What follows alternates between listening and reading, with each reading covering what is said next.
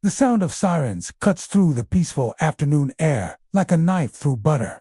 I am standing in my backyard, watching two police officers climb out of their patrol car, their expressions serious and businesslike.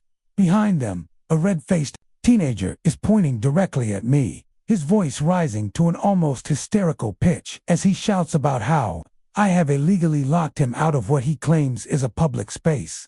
The officers look genuinely confused, their eyes darting between the furious boy and my calm demeanor as I stand by my pool gate, keys still in hand. The teenager continues his tirade, insisting that this pool has always been available to the neighborhood, that his mother told him it was community property, and that I have no right to prevent him from using it. One of the officers steps forward, clearly trying to make sense of the situation, and asks me directly if this is indeed a shared amenity.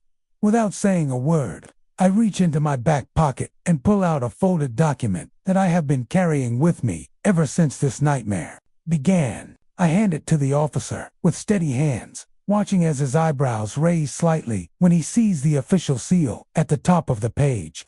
The deed to my property is clear and unmistakable, showing that this house, this yard, and this pool belong to me and me alone. There is no mention of community access, no easements, no shared responsibilities. The officer studies the document carefully, then looks back at the teenager, whose confident expression is starting to crack around the edges. This is the moment I've been waiting for. The moment when the truth finally comes to light after months of harassment and intimidation. But let me start from the beginning, because this story goes back much further than today's dramatic confrontation, and many residents were now questioning other claims she had made about community issues. The social dynamics of the neighborhood had shifted dramatically, and Karen's influence had been permanently damaged. Derek's behavior had also changed noticeably. When I occasionally saw him around the neighborhood, he would quickly look away and avoid any eye contact. His previous swagger and entitlement had been replaced by obvious embarrassment and shame. The reality of his actions and their consequences seemed to have had a profound impact on him, and I hope that the experience would serve as a valuable lesson about respecting other people's property and rights. The security cameras proved to be an excellent investment beyond their intended purpose. They provided me with detailed footage of wildlife in my backyard, including a family of deer that visited regularly and various birds that I had never noticed before. Emma was fascinated by the nighttime videos, and we began to make a game of identifying different animals that appeared on the recordings. More importantly, the cameras gave me complete peace of mind when I was away from home. I could check the feeds from my phone at any time and verify that my property was secure. The motion alerts allowed me to monitor activity around my house, and I was pleased to see that there were no unauthorized visitors after the fence and camera installation. The new fence also provided additional benefits that I had not anticipated. The privacy slats created a much more intimate atmosphere in my backyard, making it feel like a true private retreat. Emma and I could swim and relax without feeling like we were being watched by curious neighbors, and the increased privacy made the pool area much more enjoyable for both of us. Emma was thrilled to have unrestricted access to the pool again, and she spent countless hours swimming and playing in the water. The stress of the past few months seemed to melt away as we settled into a routine of peaceful summer evenings by the pool. I had finally achieved the sanctuary I had been seeking when I bought the house, and the contrast between our current tranquility and the previous chaos was remarkable. We began hosting small pool parties for Emma's friends from school, something I'd been reluctant to do during the height of the harassment. These gatherings were wonderful opportunities for Emma to socialize and for me to meet other parents in a relaxed setting. The children were always respectful of our property and grateful for the invitation, which made me even more aware of how inappropriate Derek's behavior had been. The pool parties also served as a subtle way of demonstrating to the neighborhood that our pool was thriving as a private family space. Other parents would comment on how beautiful the backyard looked and how well maintained the pool was, reinforcing the fact that this was clearly a personal residence rather than a community facility. These positive interactions helped to further cement the truth about my property ownership. Some neighbors still whispered about the incident when they thought I could not hear them, but most had moved on to other topics. The dramatic police intervention had made it clear to everyone that I was the rightful owner of the pool and that Karen's claims about community rights had been false. The truth had prevailed, and that was all that mattered to me. However, I occasionally heard fragments of conversations that suggested some people were still processing the full implications of Karen's deception. Mrs. Chen, who lived 2 blocks away, stopped by one evening to apologize for her initial skepticism about my position. She admitted that Karen's posts had been so detailed and convincing that she had assumed there must be some truth to them. The revelation that Karen had fabricated the entire narrative about community pool access had shocked many residents who had considered her a trusted source of neighborhood information. The incident had also prompted several neighbors to review their own property deeds and HOA documents, wanting to ensure they understood their rights and responsibilities. This increased awareness of property law and community agreements was probably a positive outcome of the entire situation, as it would help prevent similar misunderstandings in the future. I learned from Mr. Peterson that Karen had approached several other neighbors about various community issues over the years, always presenting herself as an expert on neighborhood regulations and property rights. With the benefit of hindsight, many residents were now questioning whether her previous claims had been accurate or whether she had been operating from her own misguided assumptions about how the neighborhood should function. The pool stayed locked and remained peaceful, exactly as I had always intended it to be. Emma and I had finally found our safe haven, and no amount of neighborhood drama could take that away from us. The letter from David Whitmore remained in my desk drawer, a reminder of the importance of standing up for what is right, even when it is difficult. Every time I looked at that letter, I was reminded of how crucial it had been to document everything and to remain firm in my convictions. Despite the social pressure and harassment, the experience had taught me valuable lessons about property ownership, community dynamics, and the importance of knowing your legal rights. I'd also learned that sometimes the most convincing arguments can be based on completely false premises, and that official documentation is essential when dealing with disputes about property and legal obligations. The months of stress and conflict had been difficult, but they had ultimately strengthened my resolve and my confidence in handling challenging situations. As autumn approached and the pool season began to wind down, I reflected on how dramatically our lives had changed since that first confrontation with Karen and Derek. The backyard that had once been a source of anxiety and conflict had become our peaceful sanctuary. Exactly as I had envisioned when I first saw the property, Emma had grown more confident and outgoing, no longer worried about neighborhood tensions affecting her ability to enjoy her own home. The security system had recorded countless hours of footage over the summer, documenting not just the absence of trespassers, but also the gradual return of wildlife to our yard. Apparently, the previous chaos and constant human activity had driven away many of the birds and small animals that now felt safe enough to return. Emma delighted in watching the recordings each morning, creating a nature journal to track the different species we observed. One particularly satisfying moment came when I noticed Karen walking past our house with a group of visiting relatives, clearly trying to show off the neighborhood. I was sitting by the pool with Emma, and I could see Karen glancing longingly at our beautiful backyard setup. The contrast between her current diminished status and her previous attempts to control community resources was not lost on me, and I felt a quiet sense of vindication watching her explain to her guests why she could no longer access what she had once claimed was a shared amenity. The final proof of how completely the situation had been resolved came when David Whitmore approached me at the grocery store one evening. He seemed genuinely embarrassed, but determined to speak with me face to face. He thanked me for not pursuing legal action against his family and mentioned that the experience had been a wake-up call for both Karen and Derek about the importance of respecting other people's property and rights. David also revealed that Karen had been required to seek counseling as part of their family's effort to address the underlying issues that had led to the harassment. He admitted that his wife had always struggled with control issues and had difficulty accepting when things did not go her way. The pool situation had been a manifestation of deeper problems that they were now working to address through professional help. Most importantly, David assured me that Derek had learned valuable lessons about accountability and consequences. The teenager had been required to write apology letters to several neighbors who had been affected by the social media campaign, and he was now volunteering at a local community center as part of his effort to make amends for his behavior. The experience had apparently been transformative for him, teaching him about the importance of honesty and respect for others.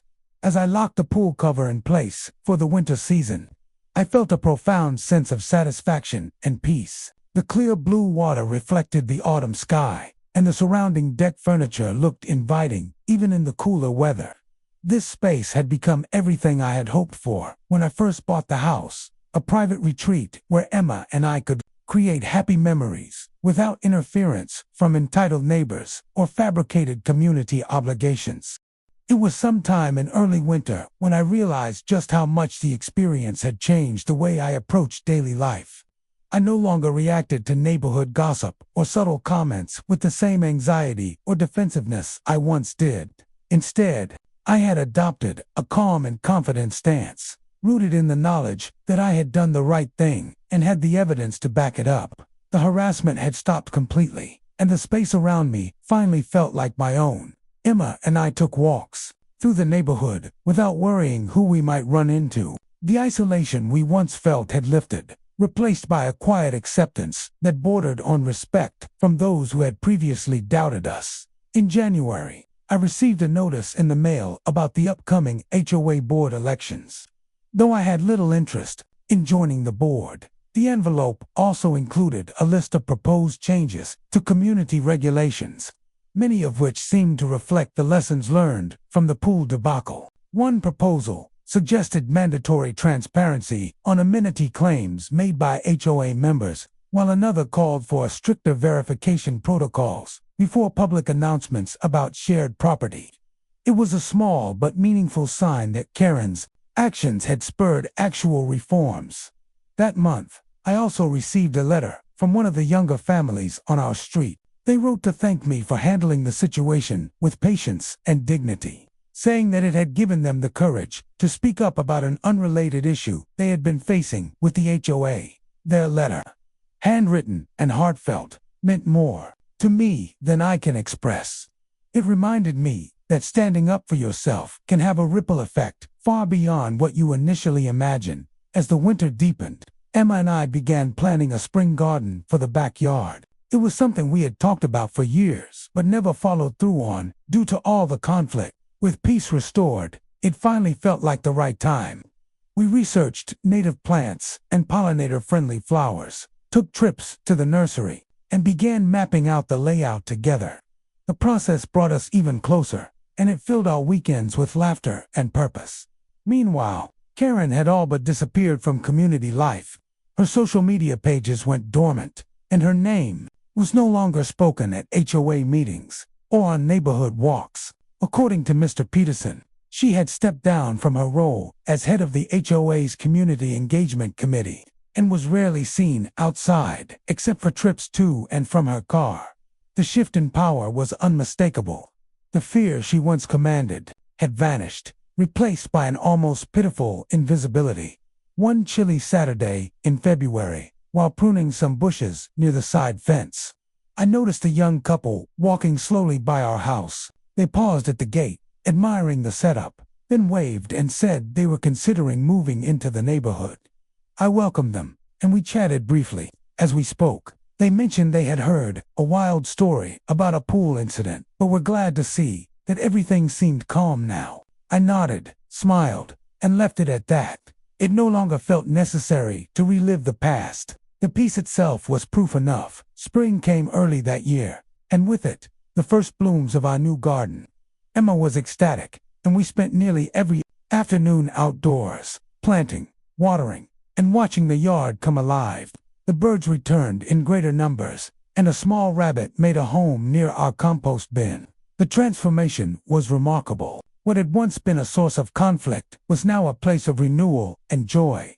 Even the HOA newsletter took on a new tone. The articles were less accusatory, more factual. They began including tips on neighborly communication and conflict resolutions, subtle acknowledgments, perhaps, of past mistakes. It was clear that while no one would ever publicly admit the role Karen had played, the community had learned something valuable. By early May, Emma hosted her first backyard birthday party since the incident.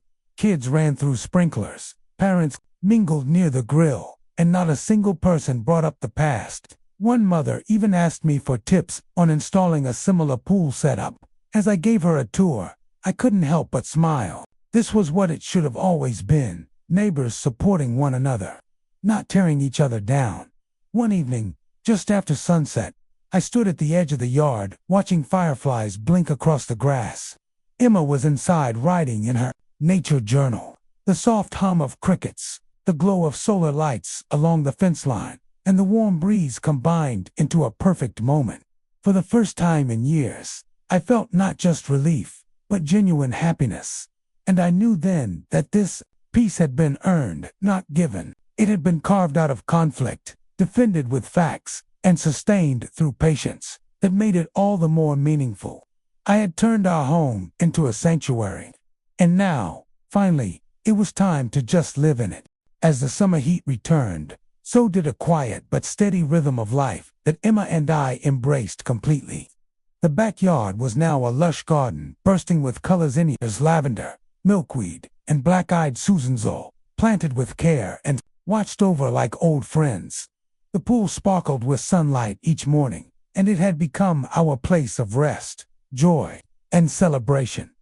Emma had matured in many ways since the ordeal. I could see it in how she carried herself, more assured and expressive, no longer glancing nervously toward the fence line. She invited her school friends over often, and I could hear them laughing through open windows, joyful, unbothered sounds that made me smile from wherever I was working. One afternoon, in late June, as I grilled dinner near the patio, Mr. Peterson wandered over from across the street. We hadn't spoken much since spring, though he had always been polite. He leaned against a fence, sipped from a cold bottle of water, and asked how things had been. I gave a short, honest answer, peaceful. He nodded, then said something unexpected. You know, I used to think Karen was doing the right thing, that maybe she really was just trying to protect the neighborhood. But after all that, I'm not so sure anymore. I didn't say much in response. He wasn't looking for judgment or even agreement, just a chance to process the shift that had taken place. His quiet admission was more meaningful than anything loud or public. It was yet another sign of how far things had come. By midsummer, I noticed more neighbors planting gardens of their own. Raised beds popped up in front yards. A few people added bird baths or pollinator signs. It felt like the community had taken a collective deep breath. Even the HOA newsletter ran a feature on backyard biodiversity, with tips for encouraging native species and composting responsibly. I laughed when I read it because 6 months ago, compost bins were a source of complaint. Emma had taken to sitting outside each evening with a pair of binoculars and her journal. She'd document the different bird species we saw, tape in pressed petals, even sketch insects she found interesting. Her confidence had blossomed with the garden. She wanted to learn. She wanted to share. And more than anything, she wanted to protect the home that now felt entirely like hers. Then came something unexpected, a letter from the HOA. But this time, it wasn't a complaint or warning. It was an invitation to join a newly formed community. Harmony Committee. The tone was careful, clearly meant to mend fences, both literal and metaphorical. They wanted voices like mine. It said, people who had experienced conflict, resolved it respectfully, and could help others do the same. I stared at the letter for a while, unsure how to feel. The idea of working with the same organization that had once looked the other way during months of harassment felt almost laughable. And yet, something about the invitation felt sincere. Maybe not redemption, but recognition. I didn't reply right away. Instead, I took time to reflect.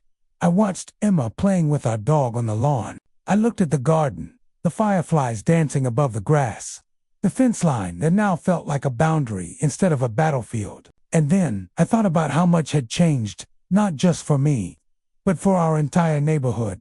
Maybe it was worth considering. I ended up attending the committee's first open meeting, not as a member, just as an observer. It was held in the small community room near the park, the same place where Karen used to give her weekly HOA presentations. But this time, the setup was different. Folding chairs were arranged in a circle instead of rows, and a whiteboard read, "Listening first." About a dozen people showed up. Some I recognized, others I didn't. There were no speeches, no finger, just a conversation, people talking about what kind of neighborhood they wanted to build going forward. Respect, safety, shared values, boundaries. Afterward, the interim chair approached me and thanked me for coming. She didn't bring up the past. She didn't ask for anything, just said it meant something that I showed up that night. I thought about how easy it would have been to say no, to stay silent, to stay distant. But silence hadn't protected me before. It was speaking up, documenting, standing my ground with calm clarity that had made all the difference. So I joined, not because I wanted influence, not because I sought revenge, but because the only way to make sure what happened to us didn't happen to someone else was to be part of the solution. That fall, Emma entered middle school. On her first day, she wore a bracelet she had made from pressed flowers in our garden. She told me that when people asked, she planned to say it came from her backyard, a place that was finally hers again. And I realized then, the fight wasn't just for peace. It was for pride, for freedom, for the right to make memories in our own home without fear or interference. Now, when I walk through our yard, I see more than just a fence or a pool or a garden. I see the result of perseverance. I see a place reclaimed. See a story with an ending I can live with. And more importantly, a new beginning we can both grow in.